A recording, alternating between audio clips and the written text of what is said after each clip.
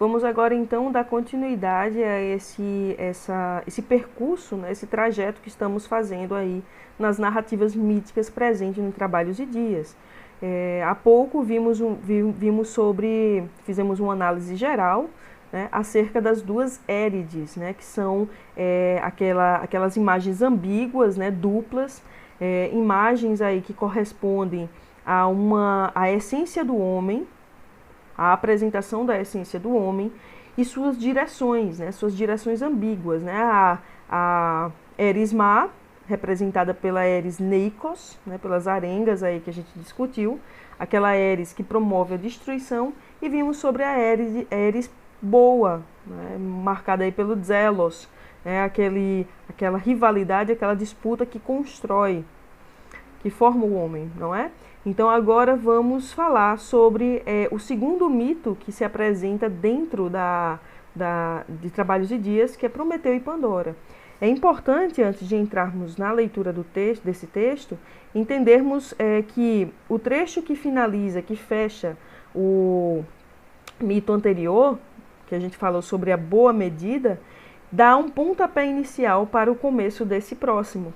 É quando, nos versos 42 ao 46, quando Hesíodo, né, o eu poético, apresenta aí a boa medida, né, a ideia que Zeus mantém oculto o sustento, né, mantém oculto aos homens o mantimento, para que diariamente, né, de acordo com a rotação do dia e o percurso das estações, com a disposição da natureza, o homem possa plantar e semear e cultivar, né, e colher para si o que é coerente de acordo com aquilo que compete ao dia. Então essa boa medida é dada para arrebatar dos homens o ócio, a preguiça, a fadiga e todas as mazelas que o homem adquire, que promove essa ideia da insatisfação humana. Então o trabalho garante essa formação ética, moral e garante também a prática, né, intensa do homem em sempre reger sua vida, né, a formação da regência da vida do homem. Então temos aí esse final que marca o fechamento desse trecho das duas Érides e dá um pontapé inicial para o mito de Prometeu e Pandora, onde vamos encontrar, e eu já alego a vocês que esse mito é uma das partes mais importantes da obra em relação à ideia da cosmogonia dos homens, não é? Porque é nesse mito que nós vamos encontrar a origem da condição humana. Lá no mito das duas Érides, nós encontramos a essência do homem, que é a ideia da disputa, e aqui nós encontramos a condição humana, como se origina, como se forma essa condição humana, em que nós, até hoje, a gente pode se identificar com isso, que nós até hoje convivemos, né, vivemos aí. Então, eu vou fazer uma leitura do trecho, como a gente sempre faz, e vou traçar algumas explicações, claro. Não vamos adentrar, né, como sempre eu pontuo aqui, nós não vamos traçar um olhar tão profundo, porque se formos parar para fazer isso, iríamos esmiuçar o texto grego de uma forma muito mais cuidadosa, e isso levaria muito tempo da nossa disciplina. Então vamos direcionar aqui alguns pontos que são importantes para que a gente possa entender, ter uma visão geral, uma visão assim um pouco mais, vamos dizer, um pouco mais formalizada do que é a obra de Hesíodo, certo? Então eu vou continuar aqui na leitura, no verso 47 até o verso aqui 59, ok? Então vamos lá. Mas Zeus o ocultou, irritado em seu imo, porque o enganou, prometeu de curvo pensar. Por isso tramou para os homens tristes cuidados. Ocultou o fogo, mas de novo o bravo filho de Jápeto roubou para os homens de Zeus astucioso. No oco da férula, as ocultas de Zeus que se alegra com o raio. Então, colérico, profere Zeus agrega nuvens. Filho de Jápeto, mais que todos de ardis sabedor, alegra-te por teres roubado do fogo e logrado minha mente. A ti mesmo, grande pena e aos homens vindouros. A eles, em troca do fogo, darei o mal com o qual todos se alegrarão. cumulando de agrados seu próprio mal. Assim falou e gargalhou o pai dos homens e dos deuses. Então aí a gente para a leitura, para a gente começar as nossas explicações acerca desse trecho. Então, é interessante que a gente venha entender qual a origem de Prometeu, né? Eu coloquei aqui no slide, para que vocês, se vocês quiserem pesquisar, não vou fazer a leitura aqui porque levaria muito tempo, mas aqui no slide eu tenho um trecho em que fala exatamente das duas tramas construídas aí contra Zeus da parte de Prometeu, né? Prometeu é o filho é um titã, né? Filho de dois titãs, Jápeto e Clímene, da segunda geração dos deuses na teogonia, né? Das divindades.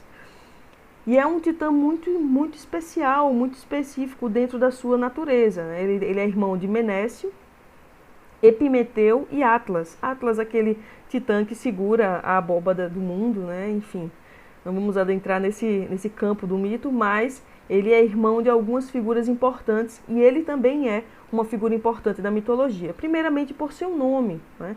O nome Prometeu, se a gente for observar na sua natureza etimológica, pro é a preposição pro e mantano, o verbo mantano, que significa ver, né? O que vê, e pró antes, o que vê antes, o previdente, né? Aquele que vê antes das coisas acontecerem.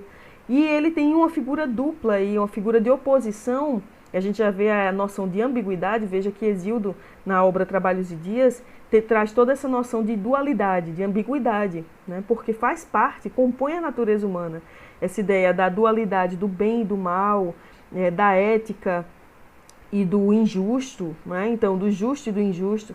Então, essa dualidade é uma briga eterna, né? Essa disputa. Por isso que em todo momento nós vamos ter aí, nos mitos, o caráter dual entre dois pontos de oposição. Então, o Prometeu tem por oposição, tem como figura dupla, aí, né, um rebatimento da sua imagem, o Epimeteu, que é o irmão dele, que, por outro lado, em contraposição a Prometeu, seu nome significa o que percebe depois, né? Aquele que não reflete.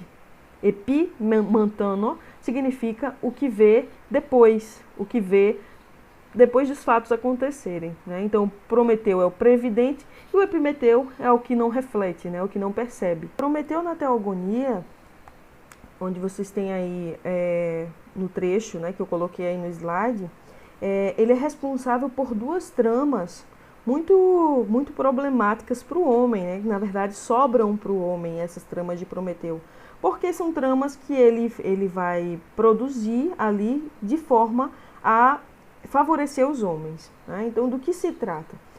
A primeira delas é em uma terra mítica chamada Mecona, quando os deuses se discerniam dos homens. É assim que Hesíodo coloca.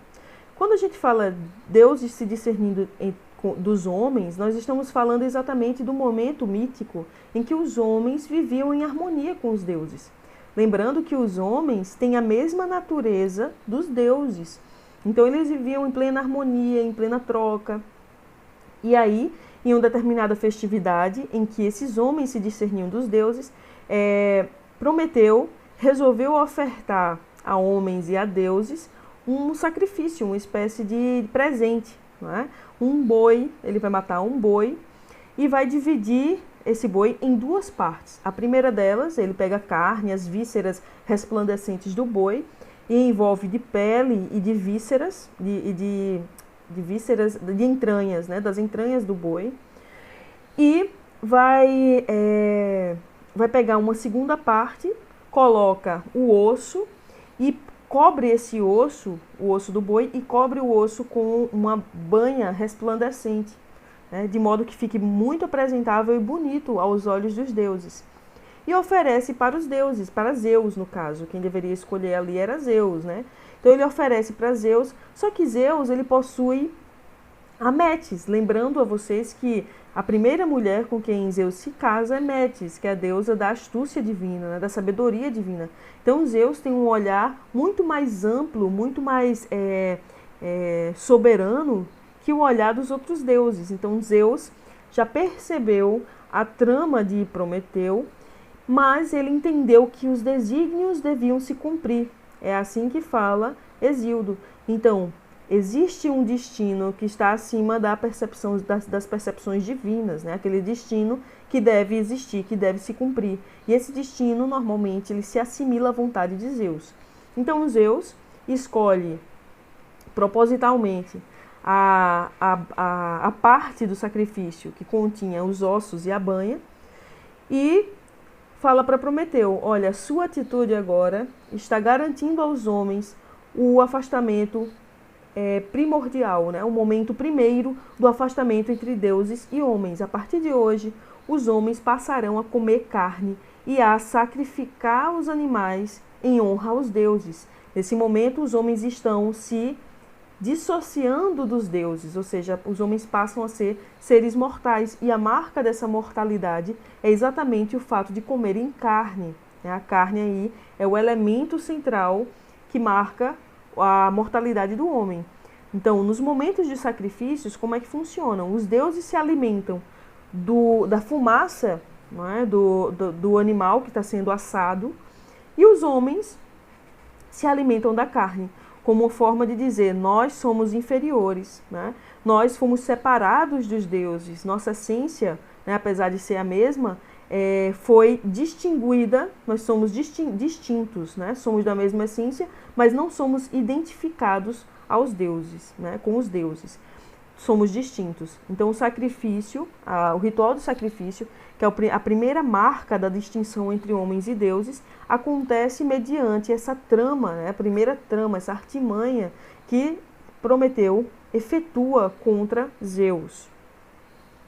A segunda delas, né, que corresponde exatamente a uma resposta a Zeus, porque após esse momento, né, em que Zeus institui o sacrifício como um ritual de distanciamento, né, de distinção com os homens, ele retira dos homens o direito do fogo sagrado, que é um fogo que ele dava aos homens, o fogo que ele retira do seu próprio raio, é um fogo indiscriminadamente, né? Ele repassava para esses homens, os homens tinham contato com esse fogo sagrado, esse fogo supremo.